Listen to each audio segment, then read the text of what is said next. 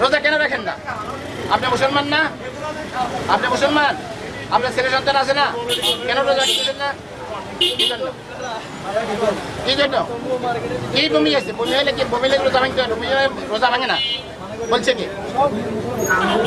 আসেন এখানে আসেন। আর কখনো রোজা ভাঙবেন? জীবনে ভাঙবেন না? কেন ধরেন? ধরেন এই বয়সে আপনার এই শাস্তি। কেন ধরেন? উঠে বসেন, বসেন। কেন ধরেন? আর কখনো রোজা ভাঙবেন না, বসেন। মৃত্যুর ভয় নাই? চুল পাকিয়ে গেছে, কয়দিন পরে কবরে ডাকতেছে, এখনো রোজা ভাঙতেছে।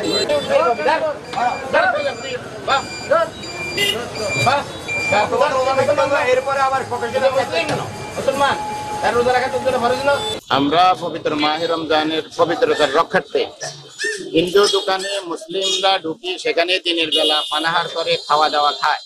সেই ক্ষেত্রে কোনো মুসলিম পবিত্র রমজানের পবিত্রতা রক্ষার্থে আমরা যে অভিযানটা করেছি, এটা কোনো মুসলিম যেন কোনো হিন্দু হোটেলে দিনের বেলা খাওয়া দাওয়া না করে, সবাইকে পবিত্র রোজা রাখার জন্য আমরা তাদেরকে অনুরোধ করেছি।